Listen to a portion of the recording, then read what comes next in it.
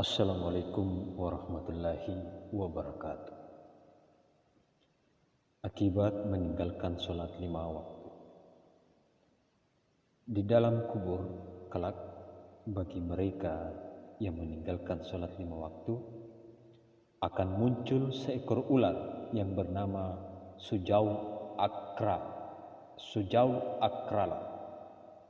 Akan berkata kepada si mayit dengan suaranya bagai halilintar, "Aku disuruh oleh Allah Subhanahu wa Ta'ala memukulmu sebab meninggalkan sholat dari subuh hingga duhur, kemudian dari duhur hingga ke asar, dari asar ke maghrib, dan dari maghrib ke isya hingga subuh." Ia dipukul dari waktu subuh hingga naik matahari, kemudian dipukul dan dibenturkan hingga terjungkal ke perut bumi karena meninggalkan sholat duhur. Kemudian dipukul lagi karena meninggalkan sholat asar. Begitulah seterusnya dari asar ke maghrib, dari maghrib ke waktu isya hingga ke waktu subuh lagi.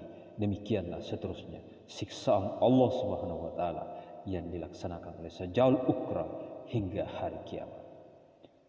Penjelasan di atas adalah maksud hadis. Orang yang meninggalkan sholat akan Allah hantarkan kepadanya seekor ular besar bernama Sujaul Akra yang matanya memancarkan api, mempunyai tangan dan berkuku besi dengan membawa alat pemukul dari besi berat. Bahaya meninggalkan sholat. Barang siapa yang sengaja meninggalkan sholat fardu 5 waktu subuh, Allah Ta'ala akan menenggelamkannya ke dalam neraka jahanam selama 60 tahun hitungan akhirat. 1 tahun di akhirat sama dengan 1000 tahun di dunia, berarti sama dengan 60.000 tahun. Duhur, dosa sama seperti membunuh 1000 orang muslim. Asar, dosa seperti menghancurkan Ka'bah. Maghrib, dosa seperti berzina dengan ibu bapak sendiri. Isya, Allah Ta'ala akan berseru kepada mereka, "Hai orang-orang yang meninggalkan sholat isya, bahwa aku tidak lagi rida engkau tinggal di bumiku dan menggunakan nikmat-nikmatku. Segala dosa yang digunakan dan dikerjakan adalah berdosa kepada Allah Ta'ala." Penjelasan di atas adalah maksud firman Allah Subhanahu wa Ta'ala. Mereka yang menyanyiakan sholat dan mengikuti hawa nafsu kepada kejahatan, maka tetaplah mereka jatuh ke dalam satu telaga api neraka. Kalam surah Maryam ayat 59. Kehinaan bagi yang meninggalkan sholat.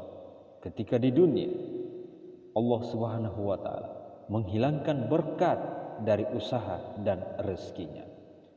Allah Ta'ala mencabut nur orang-orang mukmin soleh daripada wajahnya. Ia akan dibenci oleh orang-orang yang beriman. Dan ketika sakratul maut, ruh dicabut ketika ia berada di dalam keadaan yang sangat haus. Dia akan merasa amat azab pedih ketika ruh dicabut keluar. Dia akan mati buruk, su'ul khotimah. Ia akan dirisaukan dan akan hilang imannya. Ketika di alam barzakh, ia akan merasa susah untuk menjawab terhadap pertanyaan serta menerima hukuman dari malaikat mungkar dan nakir yang sangat menakutkan. Kuburnya akan menjadi sangat gelap. Kuburnya akan menghimpit sehingga semua tulang-tulang rusuknya berkumpul seperti jari bertemu jari. Siksaan oleh binatang-binatang berbisa seperti ular, kalajengking, dan lipan.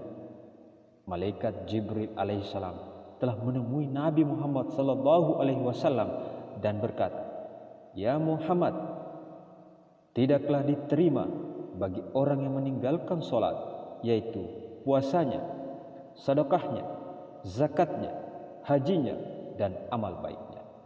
Orang yang meninggalkan sholat akan diturunkan kepadanya tiap-tiap hari dan malam 1000 laknat dan 1000 murka. Begitu juga para malaikat di langit ketujuh akan melaknatnya. Ya Muhammad, orang yang meninggalkan sholat tidak akan mendapat syafaatmu dan ia tidak tergolong dari umatmu. Maka dari itu, marilah kita menjaga sholat 5 waktu supaya kita diakui Nabi sebagai umatnya dan juga diberi syafaat oleh Nabi nanti di akhirat. Wahai saudaraku umat Islam, mari kita merenung sejenak tentang ancaman azab bagi yang meninggalkan sholat fardu.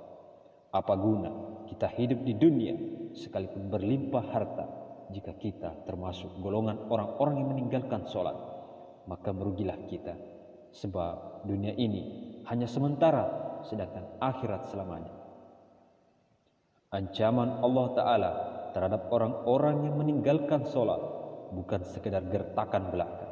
Sungguh ancaman Allah Ta'ala akan terbukti kelak di akhirat. Sesungguhnya Allah tidak akan mengingkari janji. Wallahu a'lam bishawab. Assalamualaikum warahmatullahi wabarakatuh. Semoga bermanfaat dan mari kita berusaha untuk menjaga sholat 5 waktu tepat waktu.